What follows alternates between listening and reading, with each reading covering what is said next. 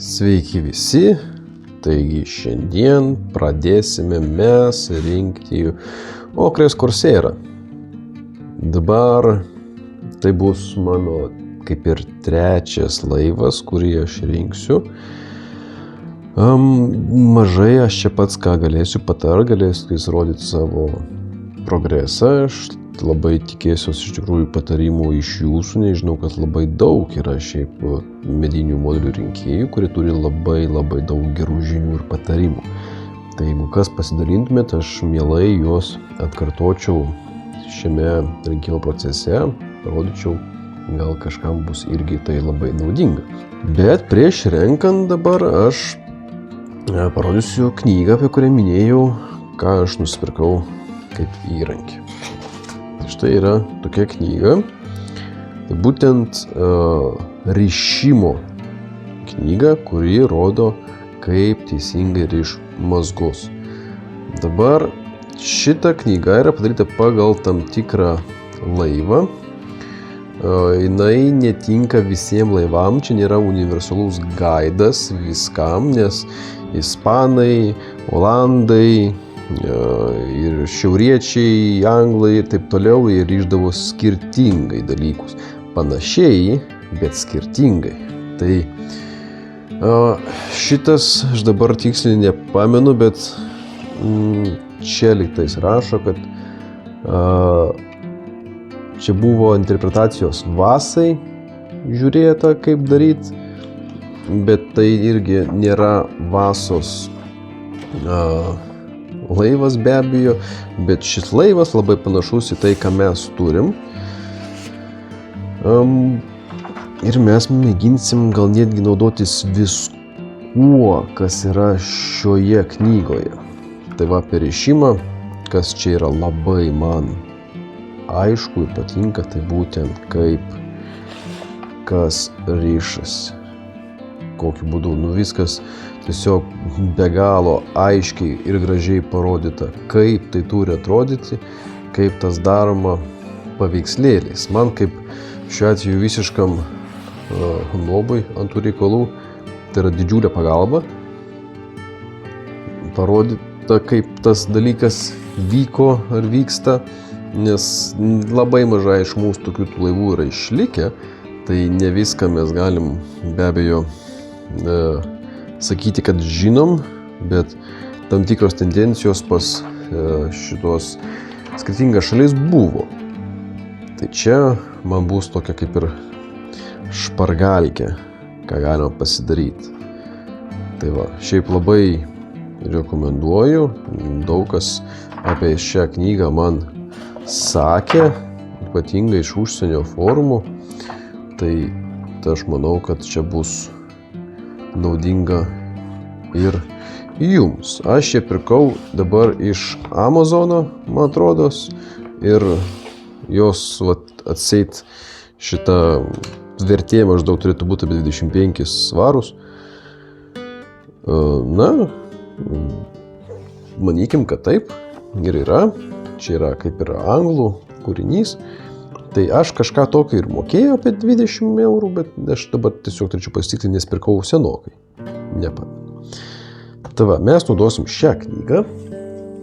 Tada man į pagalbą ateis, kiek aš turėjau, tai būtent spaustukai.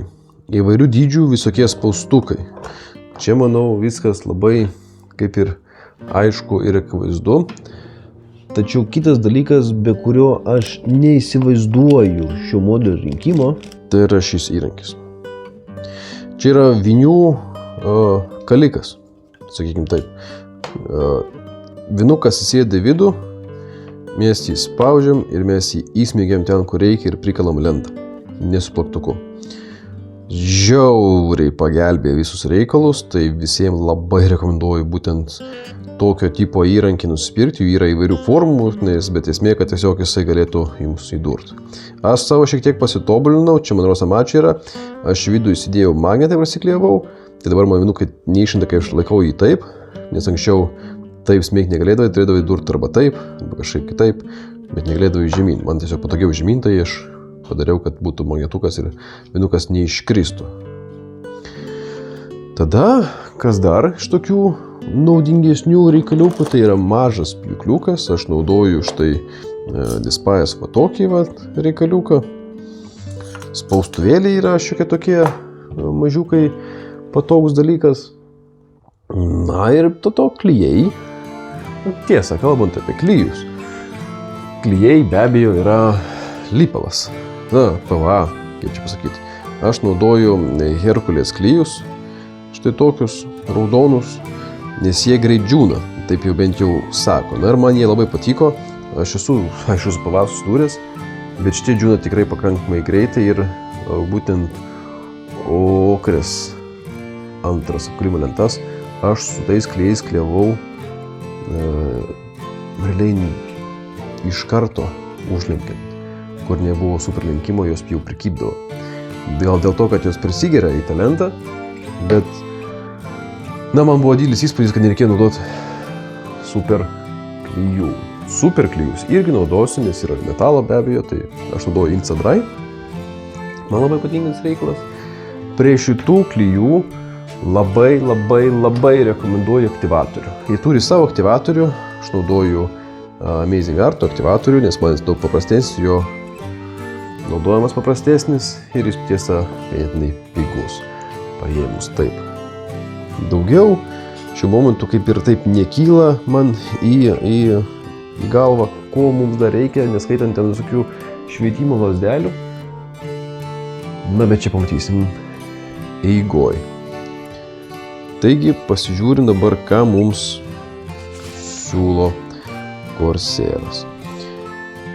Šiaip man jų banginių medžiotojas dabar Essexas okrės davė laikiklį, tą, sakykime, kur modelis įsideda. Aš tiesa, čia jis yra nežinau, aš bandysiu pasinaudoti gal iš senų, jeigu aš juos rasiu. Nes aš šičia to laikiklio nematau. Kas būtų šiek tiek keista taip kažkaip, aš tikėjus, kad jisai bus. Nu, pasižiūrim, išsidraskom dabar fanierą. Šiaip laivas ganėtinai didelis gaunasi, nes, mes matom jo, man į kadrą netelpa. Kaip ir ilgiai iš čia, tai aišku susilenks šiek tiek. Štai viena dalis denio ir čia liktais nugara. Bet aš labai norėčiau surasti tą padėkliuką. Dabar, kodėl aš noriu to padėkliuko, tai dėl kelių priežasčių. Jisai man šiek tiek padėtų paprasčiau rinkti visą tą modelį, nes būtų jį patogu pasikabyti tiesiog. O kitas dalykas, pas modelius šios medinius bendrai paėmus yra protingas dalykas jį laikyti tiesų. Kas ne taip jau ir paprasta, nes medis kraipas. Taigi, pasižiūrim dabar, kur mūsų yra ir kokios detalės. Čia kažkur buvo tas detalių planas. Dabar reikia susirasti. Va. Pradedame iš tikrųjų nuo čia. Kodėl mes pradedame nuo čia, gali paklausti. Dėl to, kad mes nevelniai nežinom, kur čia kokia detalė, nes čia nėra numeriukų.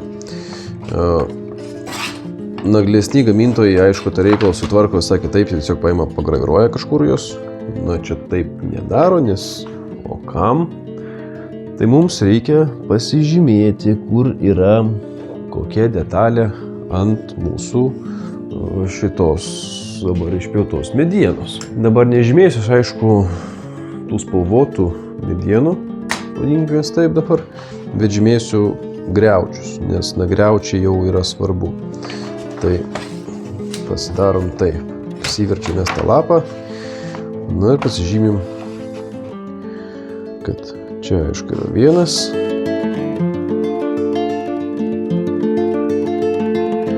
Ir mes čia turim visas dalis.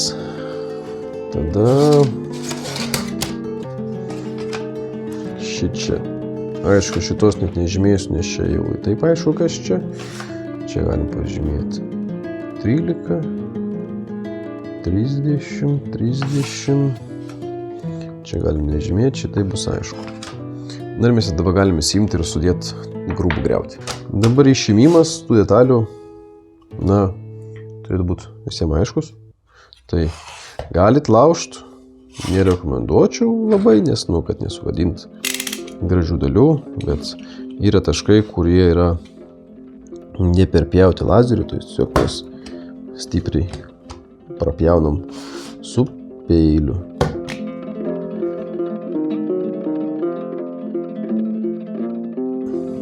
Turim krūvą dabar detalių, šiek tiek apsimažinom, sakykim, tų lentų. Dėl įdomumo galime mes susidėlioti, bent jau pasižiūrėti, mums reikia prisišveisti štai šią dalį. Taigi, pagal skaičiukus, viskas čia ganėtinai paprastai, mes galim išsidėlioti mūsų dalis. Tai va. Tai mes taip labai paprastai, kol kas be klyjaus, tiesiog prisimatuojam, pavadinkim taip. 2.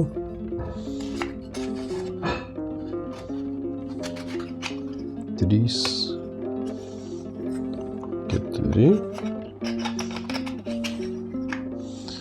Čia 12 detalė dedasi stiebui, kad į šonus nelakstyt. Tvirtinimas. Tada 5, čia irgi dėsis 13 detalė, bet kol kas mes jos nekalam. 6. Čia 7, čia bus tas pats stiebui.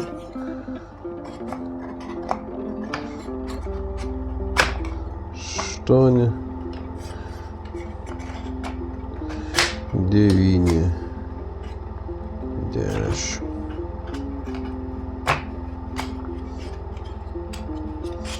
10 ir 11 ant galo.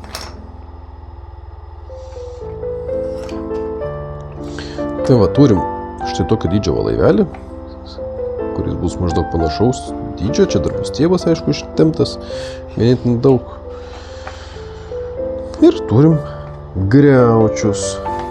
Tai va, tai klijavimą gal mes paliekam kitam kartui, kad nebūtų labai jau tie ilgi mūsų video. Šnekėjom apie įrankius, kokių mums gali prireikti ir kokia yra pradžia. Aš šitą laiką pagalvosiu, kaip man jį įsitvirtinti, kad jis būtų bent jau kažkaip tais tiesiai.